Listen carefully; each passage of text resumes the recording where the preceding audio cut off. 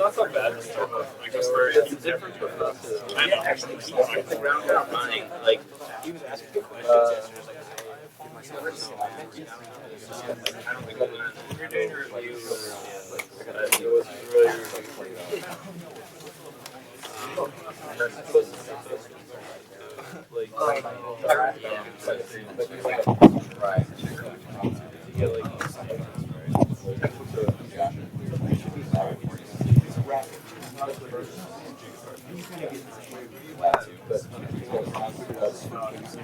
That's the one that I know.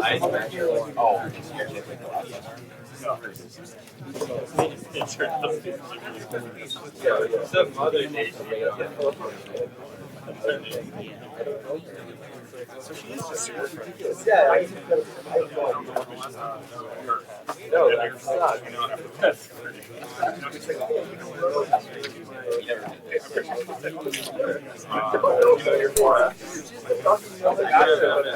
No, I hate hearing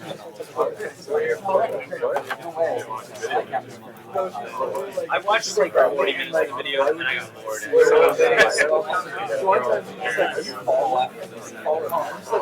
In the middle of a hallway yells, I'm just like,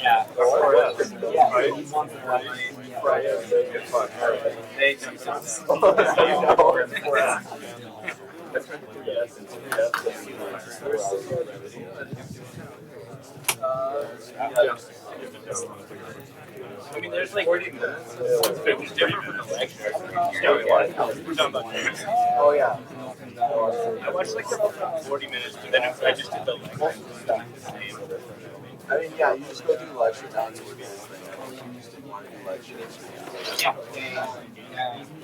yeah, get a part start with an experiment too. I thought you said we're supposed to part on well, I'm taking it. Does that make me aggressive?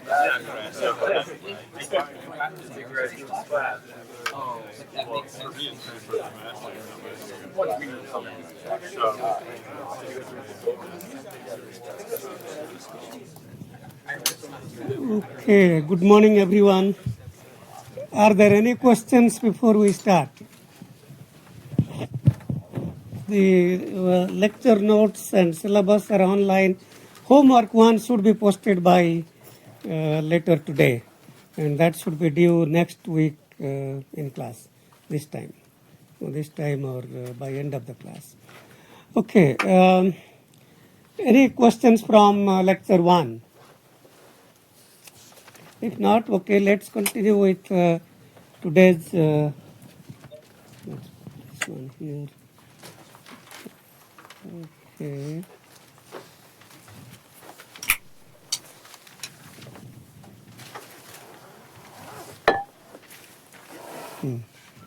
Something is wrong.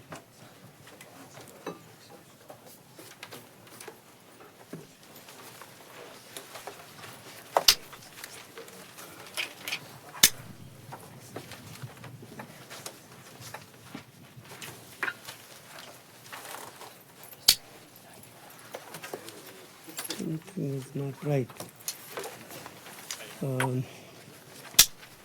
Let's try this. Reload. Yeah, okay. So last time we talked about some simple sequences and we looked at the properties of systems and characterized them as linear time invariant, and then we want to talk more about today, which is about linear time invariant systems. And in particular, we want to understand what is meant by the frequency response of the system, and we will see in a minute or in this class that the frequency response is the discrete time Fourier transform of the unit sample response Hn. Okay, so let's begin with the LTI system shown here. So all we know is that the system is linear time invariant and has a unit sample response h of n. And let's say that the input xn is a complex exponential e to the power j omega n So that's a complex exponential defined for all n from minus infinite to infinite with frequency omega. And the complex exponential has a real part cosine omega n and an imaginary part sine omega n. So that's cosine omega n plus j times sine omega n. So we want to understand what is the output if we apply a complex exponential to a linear time invariant system. And so from last class we know that the output yn is simply the convolution of the input and the unit sample response. The unit sample response is hn. Therefore, the output is the convolution sum of the input e to the power j omega n, the complex exponential convolved with hn. And if we write that as a convolution sum, summed over the summing index k, hk e to the power j omega n minus k. So that's hk xn minus k. X is e to the power j omega n, and that's e to the power j omega n minus k. And if we write e to the power a minus b as e to the power a times e to the power minus b, e to the power j omega n minus k can be written as e to the power minus j omega k times e to the power j omega n. And the e to the power j omega n can be taken outside that bracket because that is not a function of the summing index k. So what is left inside that bracket is summed over all k, hk e to the power minus j omega k. And what is more important to note is that quantity only depends on omega and does not depend on the time point n. Okay, so what it says is if we apply a complex exponential e to the power j omega n, then the output is some function of omega times the same input e to the power j omega n. And in a minute we will formally define that quantity inside the bracket as the discrete time Fourier transform of the unit sample response hn. So in general the DTFT, discrete time Fourier transform of the discrete time sequence hn would be summed over all k, hk e to the power minus j omega k. You could now change that k. Well, I may not want to do that now, but in general, if we didn't have n in that equation, if we just want to compute the discrete time Fourier transform, I can write that as summed over all n hn e to the power minus j omega n. So, so that's a very important property of linear time invariant systems. It says if you excite the linear time invariant system with a certain frequency omega equal to omega 0, the output will be the same complex exponential times the so-called frequency response at specific frequency omega 0. And that's a property of linear time invariant systems. Okay, so then we can say that if xn is a complex exponential, then e to the power j omega n is called an eigenfunction of the linear time invariant discrete time system.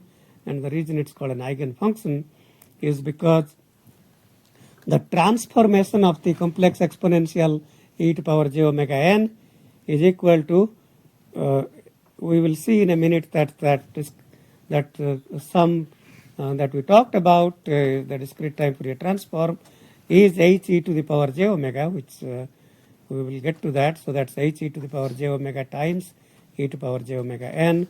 And it's called an eigenfunction because if you think about a linear system with property a matrix A times a eigenvector x is equal to an eigenvalue lambda times the eigenvector x. X is equal to lambda x.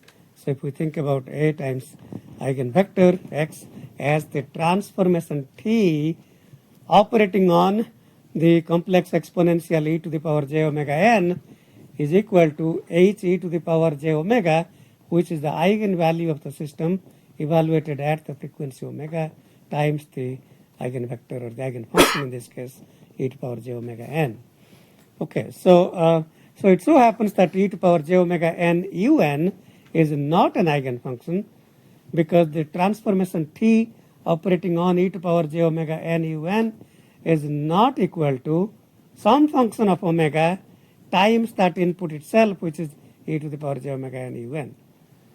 And how do we prove that? Well, yn, if the input indeed was defined only for non-negative n, then yn would be e to power j omega n un convolved with hn, that summed over all k, hk times xn minus k. The xn minus k would be replace e to power n by n minus k, so that would be e to the power j omega times n minus k, which can be written as the product of e to power j omega n times e to power minus j omega k, un minus k.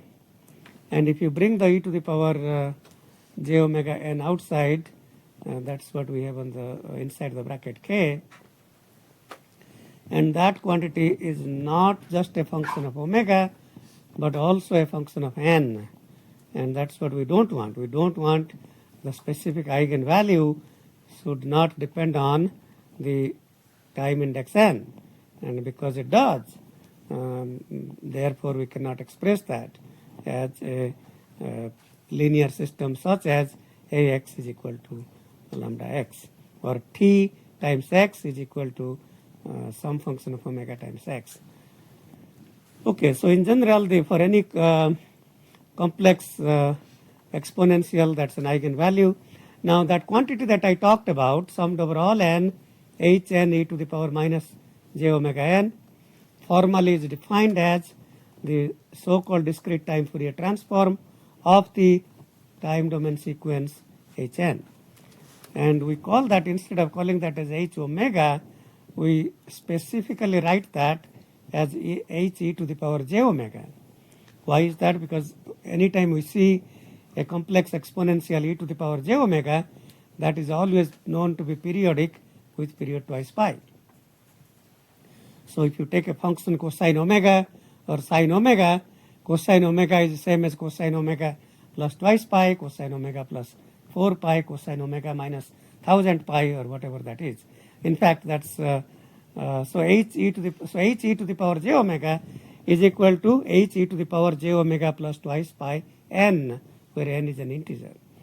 So it's same as h e to the power j omega 4 pi plus 4 pi minus 8 pi, etc. So h e to the power j omega, which we will call that as a frequency domain representation of the time domain sequence hn. So that's going to be a periodic spectrum. You will hear the word spectrum. Spectrum means frequency domain representation. And frequency domain representation can take many forms. But for now, the frequency domain representation of a discrete sequence is the discrete time Fourier transform.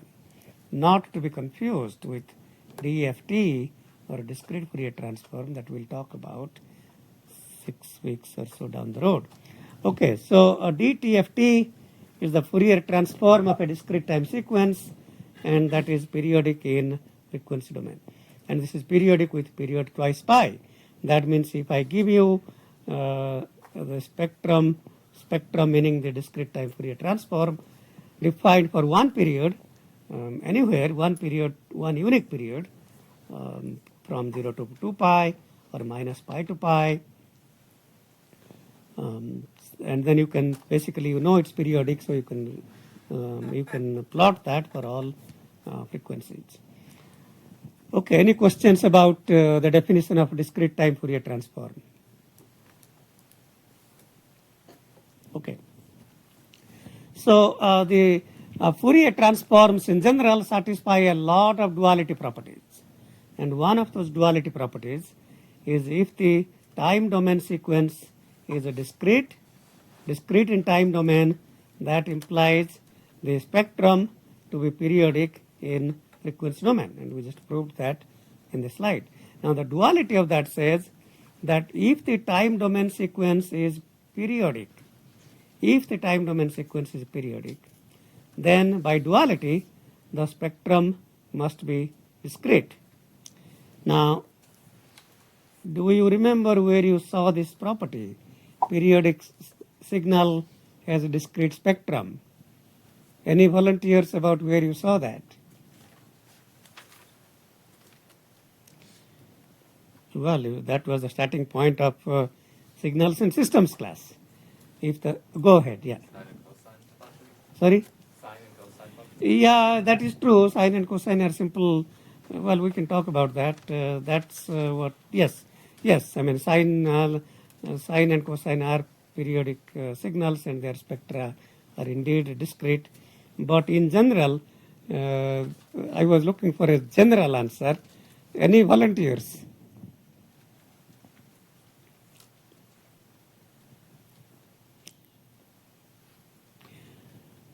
Any volunteers that can describe what is the Fourier representation that describes the spectrum of a periodic signal? Well, that's Fourier series. Okay, so Fourier series coefficients.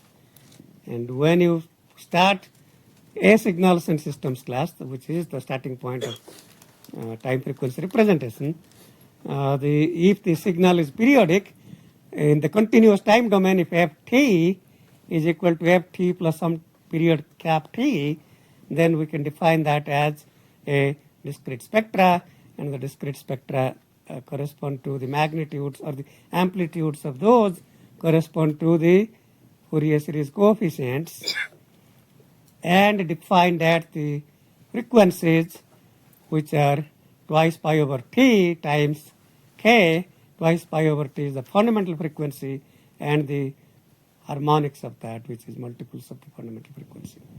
So you remember from my prior class that if the signal is periodic, then that is a discrete spectra, and if it so happens that the signal is periodic and continuous, that spectral representation is called Fourier series.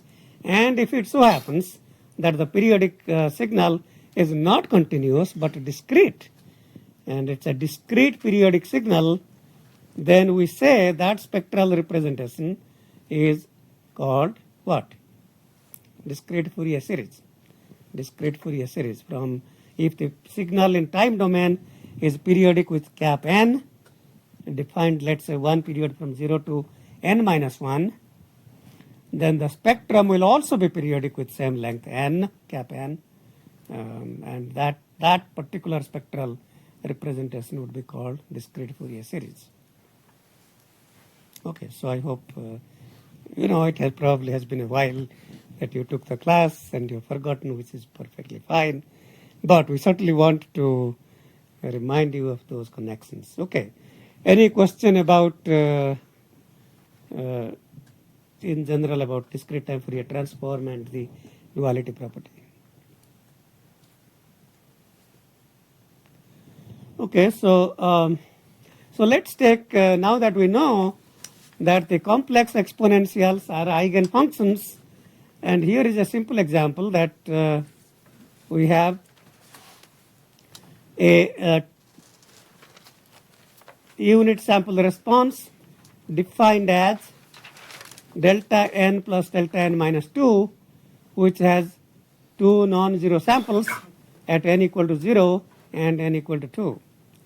We can think of this as a second order FIR filter. We can think of that as a length 3 filter, which would be 1, 0, 1. Okay, 1, 0, because the tap at n minus 1 is 0, or n equal to 1 is 0. So it's a 3-point sequence, or a second order sequence, or a 3-tap digital filter. All of these mean the same thing. So the unit sample response can be also thought of as 1, 0, 1. Now, in this example, we are trying to have an input signal here that is the sum of two complex exponentials. So the input to this linear time invariant system is 1 plus j to the power n. And I can think of 1 as a complex exponential with frequency 0, because that's just the DC value, which is e to the power j times 0 times n. So omega equal to 0 is a DC value. j to the power n can be written as e to the power j pi by 2n. So j is 1 at an angle 90 degrees, which can be written as e to the power j pi by 2. If you have not done a lot of complex algebra, this is a great place to practice those things. Well, I mean, if you haven't practiced a lot, I would suggest to practice, because you need practice with complex numbers. Okay, so j to the power n is e to the power j pi by 2n. So we can think about the input signal as a linear sum of two complex eigenfunctions. And so by linearity property, if I can compute the response to each of those complex exponentials independently and then add them up, that should be the total response. So, but before I can get to that, I need to compute h e to the power j omega. H e to the power j omega, the discrete time Fourier transform of hn, is defined as summed over all n, hn e to the power minus j omega n. And it so happens hn has only two non-zero values, and those are at n equal to 0 and n equal to 2. So at n equal to 0, by the way, so if you replace hn by delta n plus delta n minus 2 in bracket times e to the power minus j omega n, delta n times e to the power minus j omega n is e to the power minus j0 omega. Substitute n equal to 0.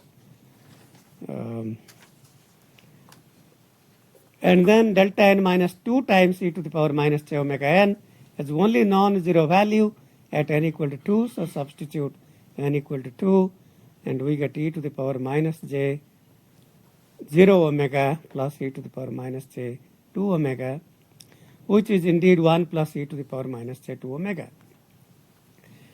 And the way to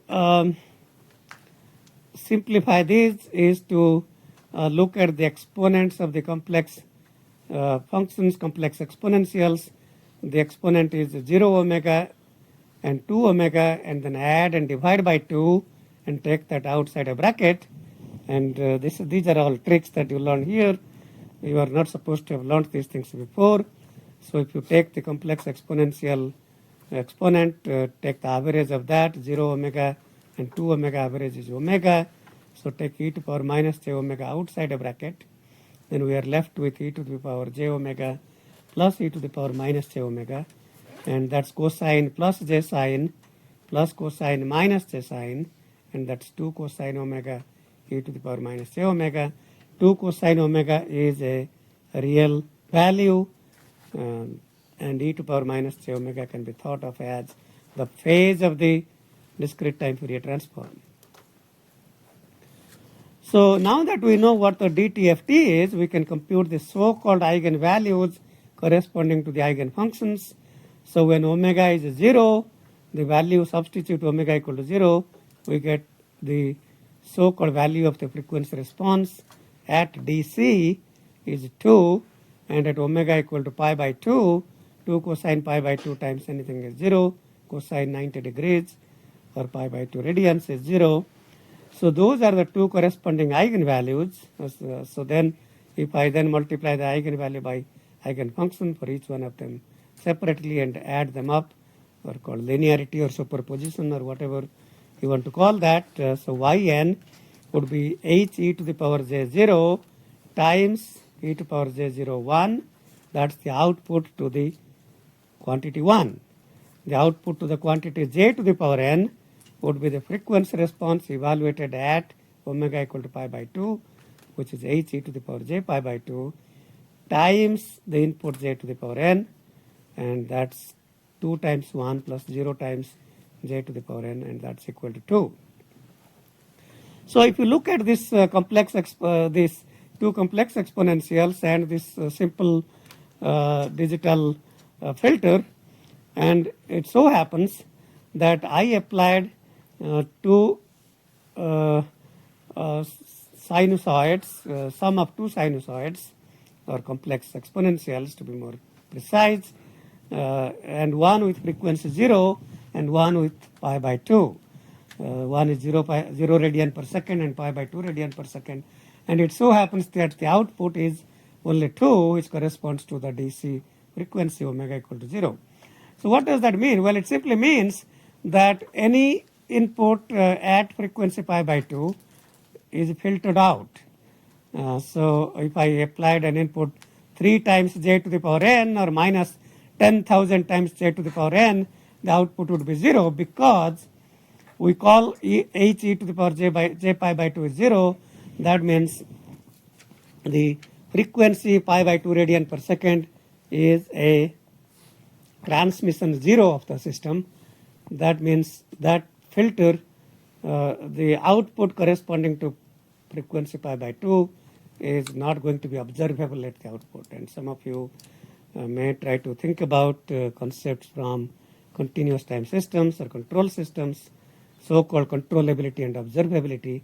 So in this case, the inputs, the outputs, terms corresponding to pi by 2 radians per second will be unobservable because pi by 2 is a so-called transmission 0 of the system, sometimes called a notch frequency. So if you have a notch filter that notches certain frequencies, and in this example it notches out pi by 2 radians per second, and we can't see any output containing the frequency pi by 2 radians per second. Okay, any question about how to compute an output of a linear time invariant system where the sum is where the input is a sum of complex exponentials?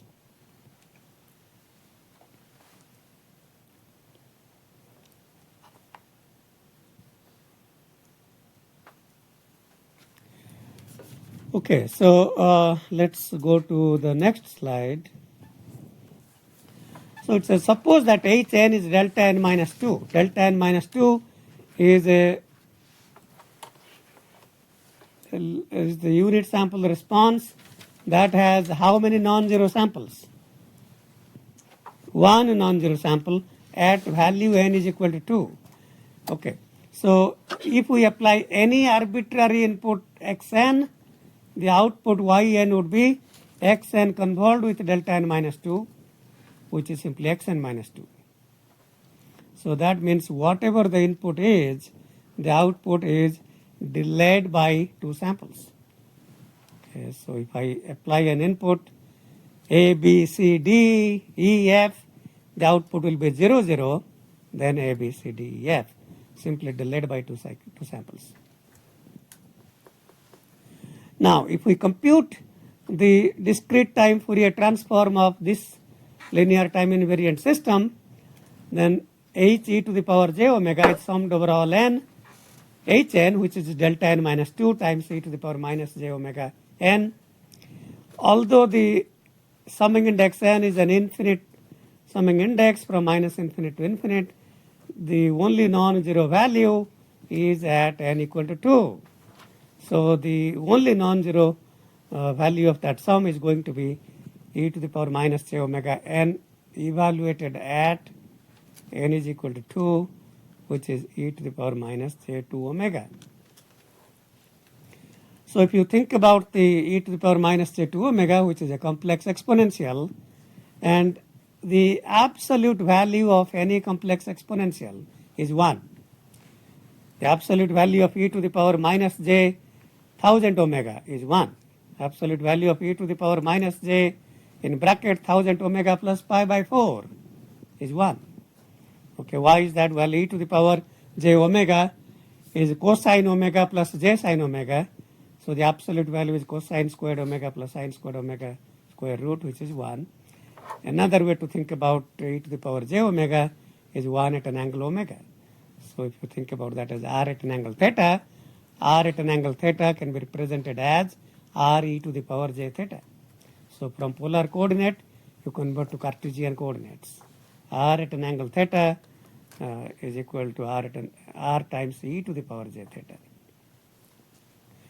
And that would be equal to r cosine theta plus j times r sine theta. Okay, so if I think about that discrete time Fourier transform, which is a complex spectrum, we can then compute its magnitude spectrum and its phase spectrum.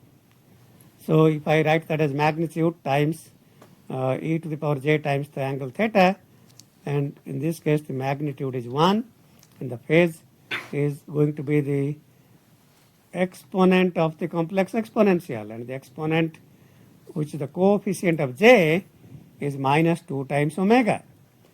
Okay, so so if we plot the magnitude response of h e to the power j omega, that is 1 for all omega from minus pi to pi.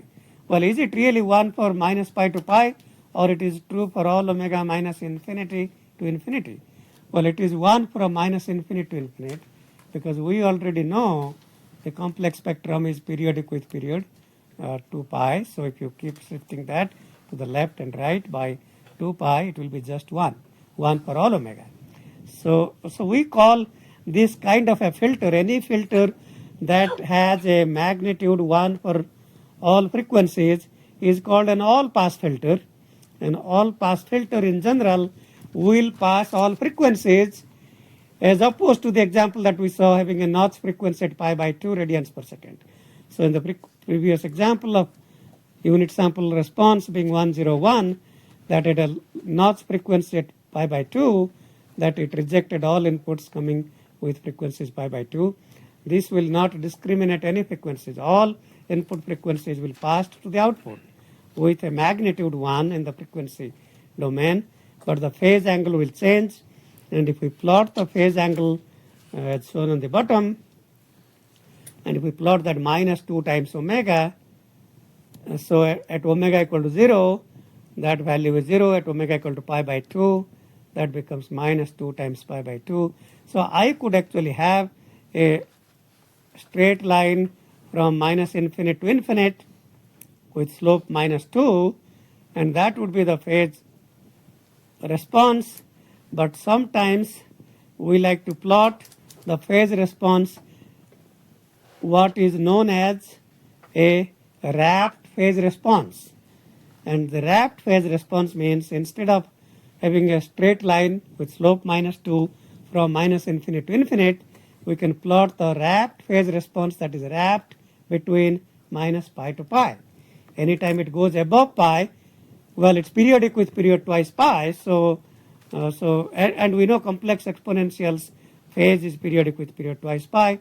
So for example, 2.2 pi is the same as 0.2 pi. 1.8 pi is same as minus 0.2 pi. So if we compute the rapt phase response at after pi by 2, it becomes, let's say, pi by 2 minus pi by 2 plus delta. So that becomes minus 2 times pi by 2 plus delta, which becomes then minus pi minus 2 delta.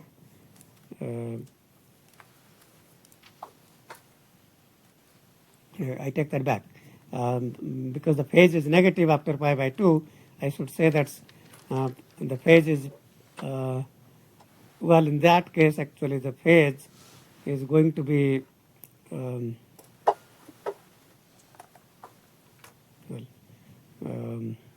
okay, so imagine that it goes below minus pi, and then you just shift it up by twice pi, and that's what we get. So to give you a little example, let's say that we evaluate this quantity at 3/4 pi. So at omega equal to 3/4 pi radians per second, the phase should be minus 2 times 3/4 pi, which is minus 1.5 pi. Minus 1.5 pi is same as plus pi by 2, and that's the value in the rapt phase response. So often the practice when computing the phase response is to plot the rapt phase response as opposed to plotting outside the range minus pi to pi. So that's the difference between an unwrapped phase response and a wrapped phase response. Okay, so an all pass filter has magnitude which may not be 1, but can be a constant, could be 0.5, could be 3, but it's constant for all omega, so that's why it's called all pass. Yes, go ahead. The previous picture where you showed the phase wrapping, Professor, how would the phase discontinuity look? It would almost look the same, right? This is the discontinuity. So when we cross go below minus pi or go above pi, and the wrap, and that causes the discontinuity.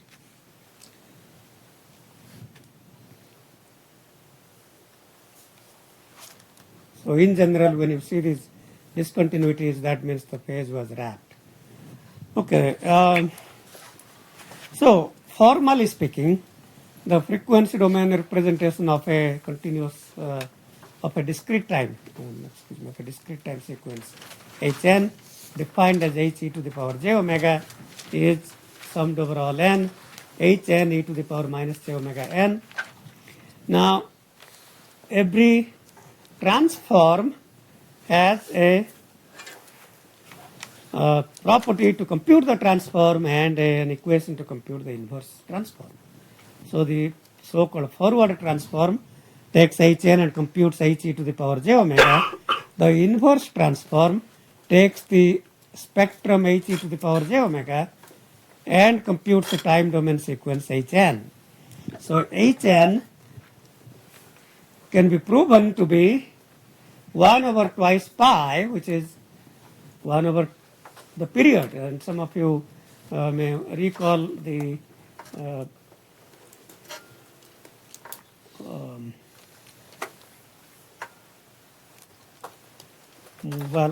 so in the context of Fourier series, some of you may recall computing the discrete Fourier spectra as 1 over t, which is the period in this case. In this case, this is really the dual. I mean, in this case, the spectrum is periodic, with period twice pi. So you can think of that, if you relate this to Fourier series, where the spectrum is discrete and the time domain is periodic, and just think of that in the reverse domain, the spectrum is periodic with period twice pi. So in some sense, the inverse discrete time Fourier transform is like computing the Fourier series coefficients, but only by considering the time and frequency roles reversed. Okay, so 1 over the period twice pi times integral over 1 period minus pi to pi times the spectrum He to the power j omega times e to the power plus j omega n. And you will see always that sometimes if the forward has a minus sign e to the power minus j omega n, the inverse will have plus e to the power j omega n. Okay, so that's always true. And we will see in a minute why that's always true, but that's kind of comes from the derivation. Okay, so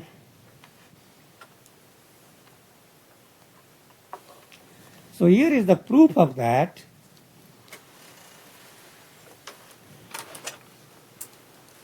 So h e to the power j omega is summed over all n, Hn e to the power minus j omega n. So let's start with the right hand side. So if I start with the right hand side of this quantity, so the right hand side of this equation says we begin with 1 over twice pi minus pi to pi h e to the power j omega e to the power h e to the power j omega n d omega. And that should be Hn. We will prove that, but in this example, in this proof here, we start with integral of h e to the power j omega h e to the power times e to the power j omega m. I just replaced n by m, and we will prove that's equal to hm when we go down through these few steps. So that integral is equal to 1 over twice pi integral minus pi to pi. Now the discrete time Fourier transform h e to the power j omega, we substitute the definition of that, which is summed over all n. You can now see why I didn't write that as e to the power j omega m n, but changed that to m, because I'm using n as a summing index for h e to the power j omega. And I could have kept that as e to power j omega n if I changed that h e to power j omega summing index to be something else as k or l or something. But for sure you don't want e to power j omega n and a summing index of n. You don't want that. Okay. So summed over all n, h n e to power minus j omega n times e to power j omega m d omega, and e to power minus a times e to power b is e to the power b minus a, or e to power minus taken inside a bracket, taken outside a bracket, a minus b. So that quantity is replaced by e to power minus j omega taken outside a bracket n minus m. And to go to next step, integral of a sum is a sum of an integral. So we can exchange an integral and a sum. So sum comes outside the integral, and that quantity hn is not a function of the integrating variable omega, so that comes outside the integral. So now 1 over twice pi summed over all n hn times that integral there. Now that integral, if n is not equal to m, that integral is 0. Why is that? Why is that integral 0? Well, let's do the easy case first. If n is equal to m, that's just integral of 1 d omega from minus pi to pi, which is twice pi. Now why is it that when n is not equal to m, e to power minus j omega n minus m d omega is 0 over a period? It's a periodic sequence, but that's not the real reason. I mean there could be periodic. Well, it so happens that if you integrate, the positive area of cosine and sine cancel out.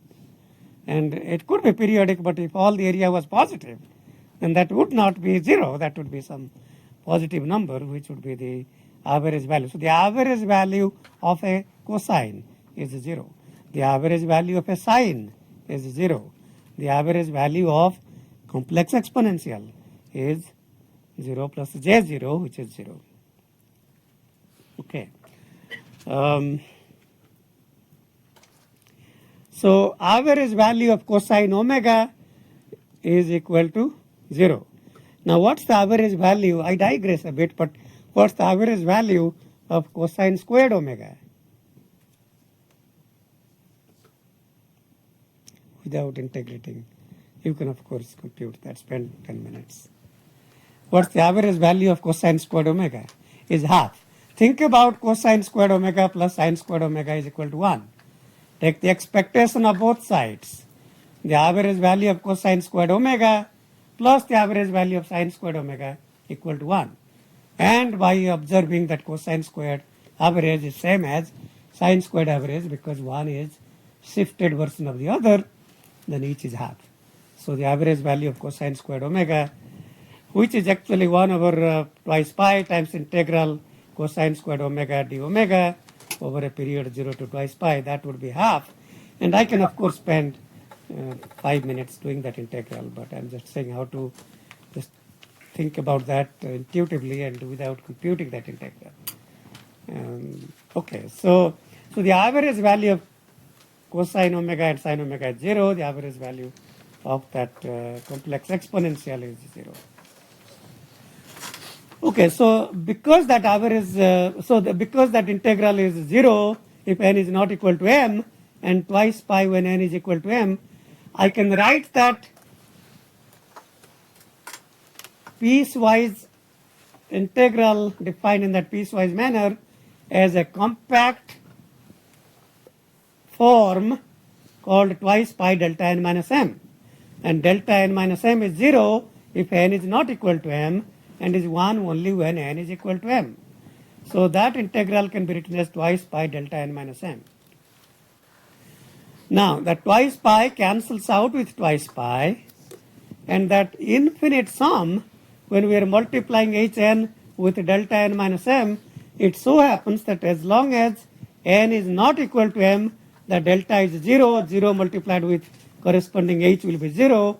The only non-zero value is when n is equal to m, and the only non-zero term of that infinite sum will be n replaced by m times 1. So hm times 1 is hm. And that completes the proof of the inverse discrete time Fourier transform.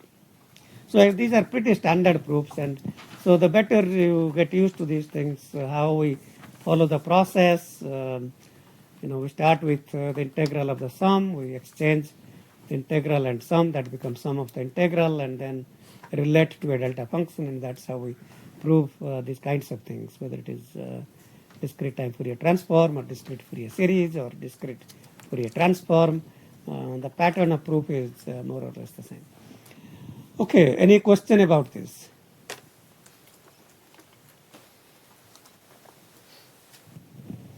Okay, so let's continue to next slide. So the equivalent description of a discrete time system.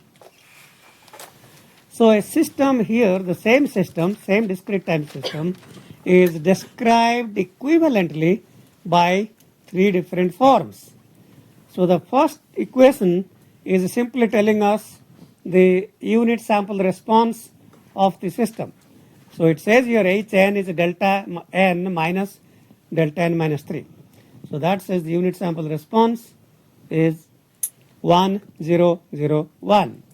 1, 0, 0, 1, excuse me, 1, 0, 0, minus 1. 1, 0, 0, minus 1 is the same as delta n minus 3. So the two zeros in the middle correspond to n equal to 1 and n equal to 2.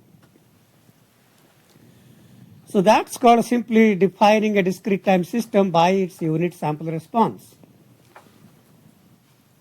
The next equation describes what we call the input-output description of the system. So we are describing a difference equation. So all discrete time systems are described by the input-output relation is described by a difference equation as opposed to a differential equation in a continuous time system. Okay, so in a continuous time system, we can also describe ht and we can describe yt and xt by a differential equation. We can describe h omega by a so-called Fourier transform, which is known to represent the continuous time Fourier transform. And if you can recall from a signals and systems class, h omega would be the continuous time Fourier transform, or simply called the Fourier transform. So in fact, when we start with, I'm just trying to tell you what we are not doing in this class. We are not talking about Fourier series. We are not talking about Fourier transforms. Those are things that describe continuous time systems, and this class is about discrete time systems. So h e to the power j omega, we can then compute the discrete time Fourier transform h e to the power j omega from that definition of sigma over all n h n e to the power minus j omega n. Two non-zero terms, and that becomes 1 minus e to the power minus j3 omega. And if you wanted to take that quantity and find its phase function, you will write that as e to the power 0 j0, and then you will take the average of these exponents. Average of 0 and minus 3 omega is minus 3 omega by 2, and you will take e to the power minus j3 omega by 2 outside the bracket, and the amplitude will be 2 cosine 3 omega by 2. Okay, so that's the discrete time. So we can describe a system by the unit sample response. We can describe that by a difference equation describing the proper relationship between the input and output. We can also describe that by the discrete time Fourier transform of the system, discrete time Fourier transform of the system, meaning the discrete time Fourier transform of the unit sample response. And we can also describe that as h e to the power j omega, which is the discrete time Fourier transform of the unit sample response, equals the output spectrum by input spectrum. And I haven't proven that, but some of you will remember from your signals and systems class that convolution in time domain leads to multiplication in frequency domain. So, if the output yn is xn convolved with hn, that means in the frequency domain, y e to the power j omega, the spectrum of y, is going to be the product of the spectrum of x and h. So that would be x e to the power j omega times h e to the power j omega. And if you rewrite that by taking x to the other side, then we get h e to the power j omega is equal to y by x, where the spectrum here corresponds to the discrete time Fourier transform. So that really came out of the h e to the power j omega equal to y by x comes from the taking the discrete time Fourier transform of both sides of yn equal to xn convolved with hn, which says y e to the power j omega. Well, if I don't talk about that, simply cap y equal to cap h times cap x. Okay, any question about all these equivalent representations of a discrete time system?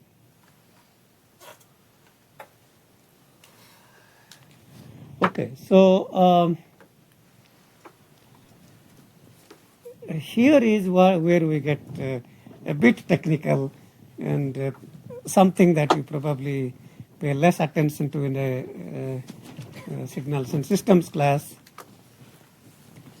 So what we are saying here is that if we start with a signal xn and downsample that, means remove every odd sample, retain only even samples. So if the signal was A, B, C, D, E, F, then you keep the even samples, so keep A throughout B, keep C throughout D, E, then G, then I, etc.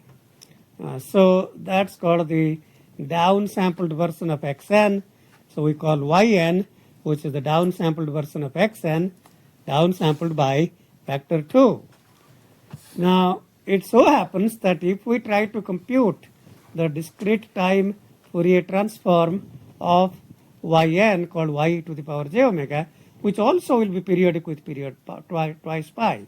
All discrete spectra are periodic with period twice pi. Now, we cannot express y e to the power j omega in terms of x e to the power j omega.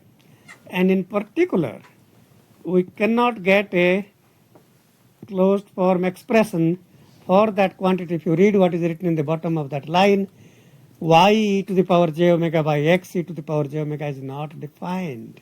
And we know that if the system was linear, y equal to x convolved with h, cap y equal to cap h times cap x. But if we take a signal xn and the output is downsampled version x2n, we had already talked about before that's not linear time invariant because the response of a decimator is not time invariant. And in particular, if you shift the input by 20 samples, the output would be shifted here by 10 samples. And that's not time invariant. So therefore, we cannot describe any, so only linear time invariant systems can be described by a transfer function. So I didn't mention, but that quantity h, which is the discrete time Fourier transform of the unit sample response hn, is called a transfer function of the system. So a downsampler does not have a transfer function defined. And that's not surprising because we already know from before that the downsampler is not a linear time invariant system. And therefore, a transfer function cannot be defined for such a system. But we want to see that in this manner that's proved here. But first, we want to compute the discrete time Fourier transform of the downsampled sequence. So we begin with y e to the power j omega, which by definition is summed over all n yn e to the power minus j omega n.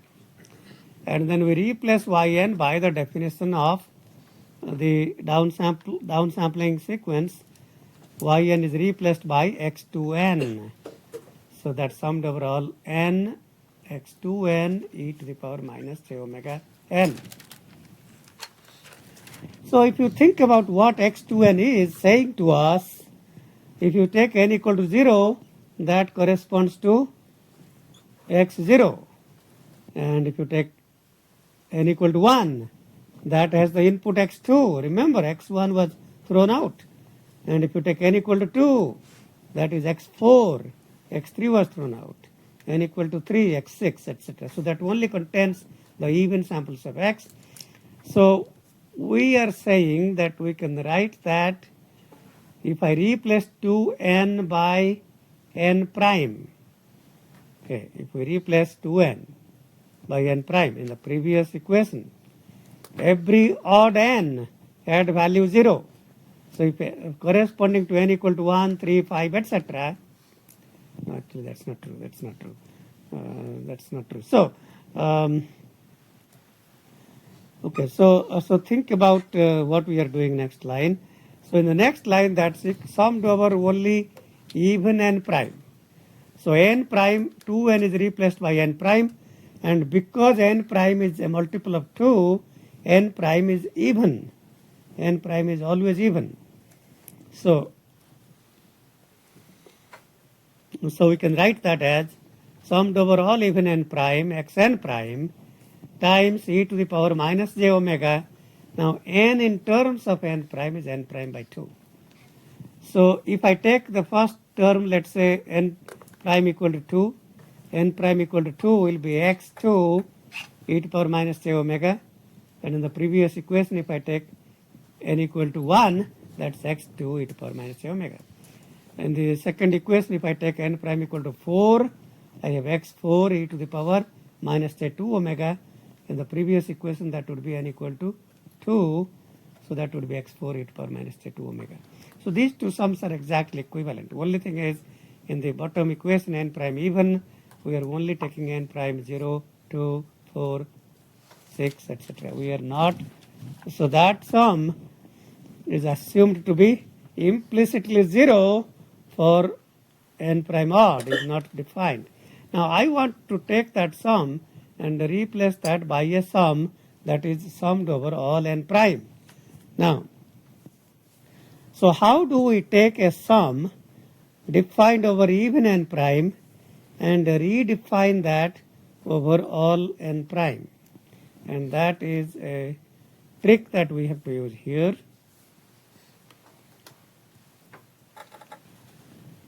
So, so what we have done here is, if we look at it, we have multiplied that quantity inside the bracket 1 plus minus 1 to the power n prime by 2. Now think about what exactly is 1 plus minus 1 to the power n by 2. Well, that quantity, if n is even, minus 1 to the power even number is plus 1. And then 1 plus 1 by 2 is equal to 1. So for all even n, that quantity is 1. For all odd n, if n is 11, 15, 1001, then minus 1 to the power n odd number is minus 1. 1 plus minus 1 is 0, that divided by 2 is 0. Now, by multiplying that term 1 plus minus 1 to the power n prime by 2, that way I guarantee that as long as n prime is odd, whatever is inside the summing index is 0 times something, which is 0. So the value of that sum summed over all n prime is same as defined only for even n prime.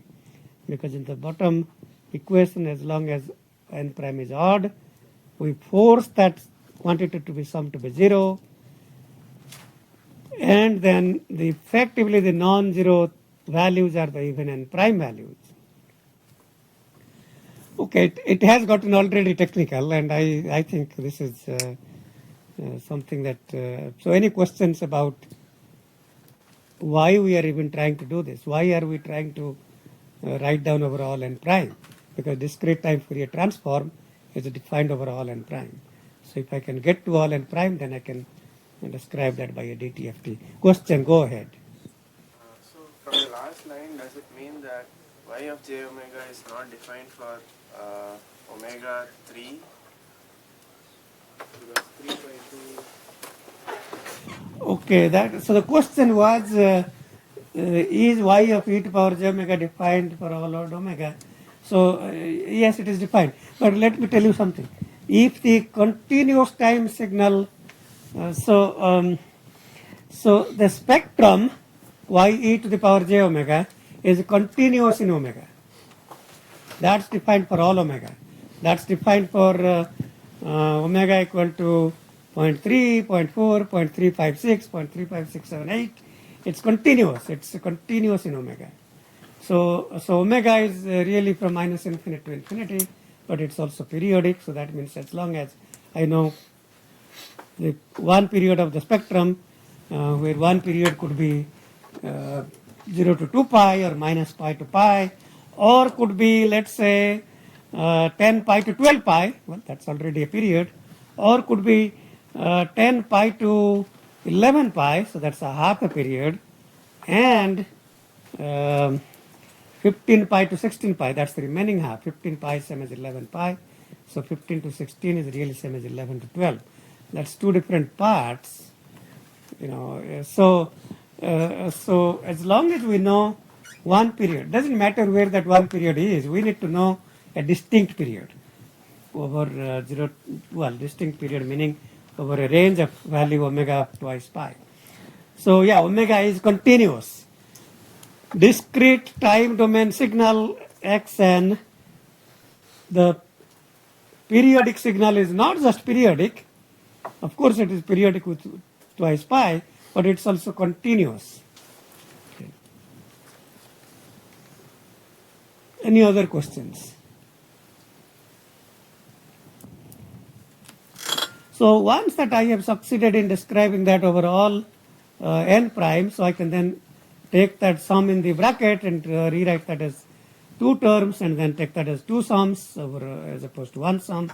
And the first quantity is half taken outside the sum, summed over all n prime, x n prime, e to the power minus j omega by 2n prime, plus half summed over all n prime, x n prime, minus 1 to the power n prime times e to the power minus j omega by 2n prime. Okay, there is a lot going on in this one slide. So the more we understand these kinds of things, the easier it will be in later parts of the class. So the first quantity is half times x e to power j omega by 2. Why? So you can now replace n prime by n. It doesn't matter. After all, that's just a summing index. So summed over all n x n e to power minus j omega by 2n is same as x e to power j omega with omega replaced by omega by 2. So that quantity is half x e to the power j omega by 2. So that's just saying that you take the spectrum x e to the power j omega and then you stretch it by factor 2. So that means that minus pi to pi is now stretched to minus twice pi to twice pi. That's that term. The next term, in order to express that in terms of the original spectrum x e to power j omega, we have to do some more algebra. So that minus 1 to the power n prime is written as e to the power j pi n prime. So minus 1 is the same as 1 at an angle pi, or same as 1 at an angle minus pi. So I can write minus 1 as e to the power j pi. E to the power j pi is cosine pi plus j sine pi. Sine pi is 0, cosine pi is minus 1. So that minus 1 to the power n prime becomes e to the power j pi n prime. And then e to the power a times e to the power minus b is e to the power minus, taken outside a bracket, b minus a. So that's e to the power minus j times n prime taken outside a bracket, omega by 2 minus pi. And now summed over all n x n e to the power minus j omega by 2 minus pi is same as x e to the power j omega, where omega is replaced by omega by 2 minus pi. So I do want you to spend 15-20 minutes going through derivation of this slide on your own. practice that because that's kind of very important. Okay, so that's really, and the fact that we have two terms is saying that, well, I mean, first of all, it's saying that there is what is known as frequency domain aliasing. So the second term is called the aliased version of the first term, and we'll talk more about those things. But for now, it's okay to understand that the downsampler is not a linear time invariant system. We cannot get a closed form expression for y e to the power j omega by x to e to the power j omega, and y e to the power j omega here has two terms, half x e to the power j omega by 2 plus half x e to the power j omega by 2 minus pi. So if I know x e to the power j omega, I can simply stretch that by factor 2, then that becomes x e to the power j omega by 2. Now, any volunteers that can tell me how I can get x e to the power j omega by 2 minus pi from x e to the power j omega? Any volunteers? So suppose I have a spectrum. What do I do to that to get x e to the power j omega by 2 minus pi? So think about this. So first, see the shifting minus pi. That means take x e to the power j omega, shift right by pi. So whatever x e to the power j omega was, shift that right by pi. Then think about omega by 2, which is saying that take that shifted version and stretch it by factor 2. And of course the scale factor half. Okay, so there is a little bit of, you may have forgotten these kinds of things, but it's a good thing to just practice a little bit and remind yourself.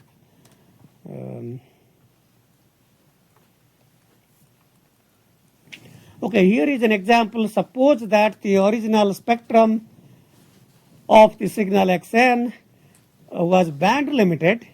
The spectrum is band limited to pi by 3. That means the original signal xn does not contain any frequencies beyond pi by 3 radians per second. So that's a low pass, that's called all these terms mean the same thing, a low pass spectrum, band limited spectrum, all these things mean the same thing. So it's a low pass spectrum because the spectrum is band limited to pi by 3. It's a low pass signal because it contains low frequencies up to pi by 3. Okay, so x e to the power j omega is pi by 3. Now, what do you think? What do you think will be the decimated spectrum if I take that quantity and pass that? If I take the signal xn and pass that through a decimator, what do you think that spectrum will be? Well, the first term, which is saying that simply stretch by factor 2, half x e to the power j omega by 2. So it says you take that and stretch it by factor 2, pi by 3 goes to 2 pi by 3, minus pi by 3 goes to minus 2 pi by 3, and we have a scale factor of a half. Okay, that's simply, and we are saying here that no aliasing happens. And that means the second term is not going to be aliased with the first term. Why is that? I mean, why is the second term not aliased with the first term? Well, let's look at the second term is e to the power j omega by 2 minus pi. So what happens if I take this quantity and shift that right by pi? So what do you get when you shift that right by pi? So minus pi by 3 moves to where? Minus pi by 3 plus pi, which is twice pi by 3. And twice pi by 3 and pi by 3 moves to plus pi, 4 pi by 3. So the shifted version is defined from 2 pi by 3 to 4 pi by 3. and then you stretch it by factor 2. So that's defined from 2 pi multiplied by 2 becomes 4 pi by 3, and 4 becomes 8 pi by 3. So 4 pi by 3 to 8 pi by 3 is outside the range minus pi to pi. Okay, it's outside the range minus pi to pi. So that's why. So in fact, if you think about another way to think about that 4 pi by 3 is really same as minus 2 pi by 3. So that's not aliasing in any way. And the 8 pi by 3 by periodicity is same as 2 pi by 3. So it so happens that we do have, in fact, if you see the right hand part is simply the periodic extension of the original stretched version. So the two parts do not have any aliasing, and that's the spectrum of the decimated sequence. So we do not have to worry about the aliasing here. In particular, because the decimation factor is 2, as long as the frequency spectrum is band limited to pi by 2, there will be no aliasing. If the decimation factor was 10, as long as the original spectrum is band limited to pi by 10, there will be no aliasing. But in this example, if I take another example where the original spectrum is not band limited to pi by 3, but rather to 2 pi by 3. So in this case, the original spectrum x e to power j omega is defined from minus twice pi by 3 to plus twice pi by 3. And that says the first copy is the stretched version, so minus 2 pi stretches to minus 4 pi by 3. So if you look at the first copy near the centered around origin, minus 4 pi by 3 to plus 4 pi by 3. And it so happens that the second copy will indeed be just the shifted version of the first copy, shifted to left and right by twice pi. So that minus 4 pi by 3 lines up with 2 pi by 3. 4 pi by 3 lines up with 4 by 3 plus 2 times pi. And then if you add these two components, then you will see that there is aliasing, because from the quantity here 2 pi by 3 to so minus 4 pi goes to 2 pi by 3. So certainly we are interested in one period. So if you look at one period minus pi to pi, so the sum of these two straight lines, one with slope constant slope positive, another with same constant negative, that becomes zero slope, and zero slope is a straight line which is horizontal. And if you look at one period minus pi to pi, that's the new spectrum. So the new spectrum here is the triangle part with a scale factor half going up to 2 pi by 3, then it remains constant. Okay, so now that we can see that there is no way that we can recover the original sequence xn from the decimator. There is absolutely no way, because all frequency content from 2 pi by 3 to pi has been garbled by the decimator. So if I took a signal and that contains high frequencies, in particular 2 pi by 3 to pi, well, those cannot be recovered here. So let's see here.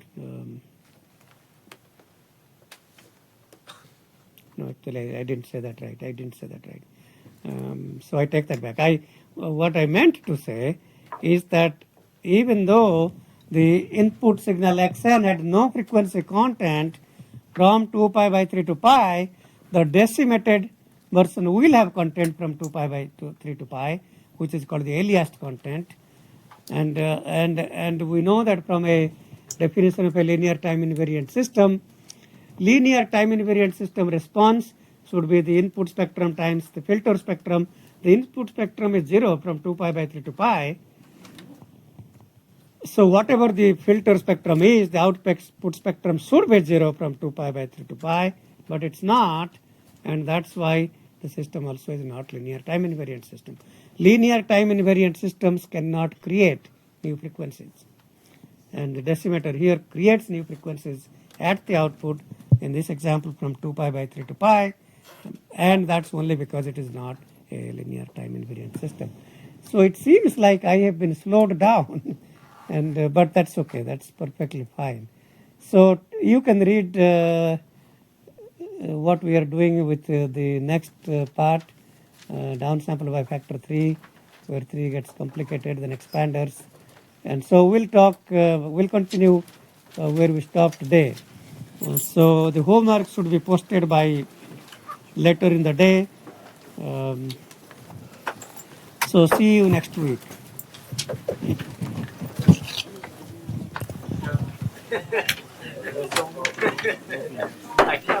Thursday. Next week Thursday. Today is Thursday, so it will be. No, some of the math I was like, it took me a while. Some of it I was like, I don't know. It was like jumping back and forth because cosine and sine, cosine and 1/2. Sure.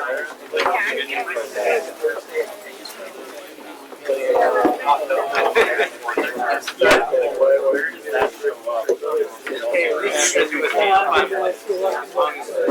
was I can read the book. I like that. I'm like, right? I definitely didn't know that.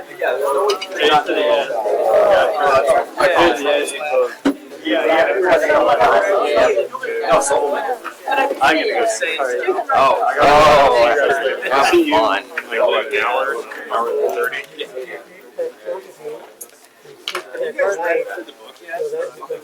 Well, like, I just got it yesterday. Well, I just wanted to know if it was helpful. Like, it's the same person who wrote it. Oh, no. I'm going to go through the lecture again, but I don't understand. Third. So this is that. They did have a ton of practice problems at the end of that, so like any that's a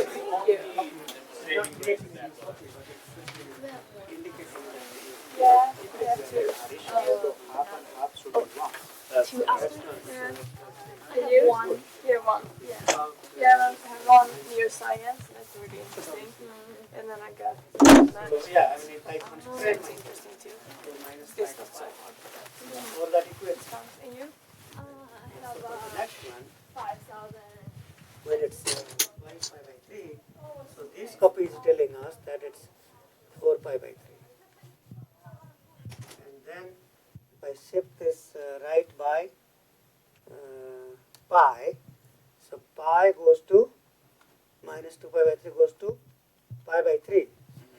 And then, so this is pi. So this goes to pi by 3, and then you stretch that, so that goes to 2 pi by 3. So just focus yourself on one period. So minus, because each of these terms is periodic. Okay.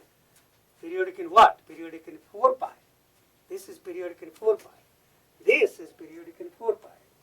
But we only want to evaluate within minus pi to pi. And now indeed, from 2 pi by 3, I add this part to that part. So That's what it is. you mean it's a memoryless, it does not have a previous memory, because if you see the previous period, that has some effect on this time period.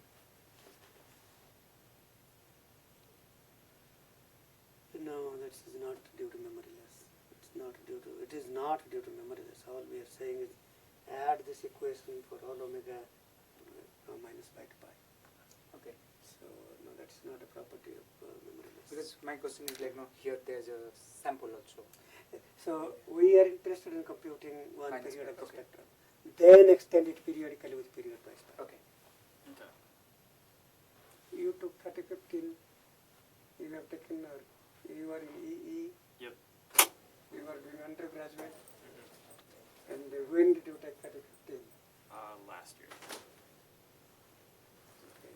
Last. You didn't take it fall. from me. No, I took it with Inverts. Okay, that's fine. And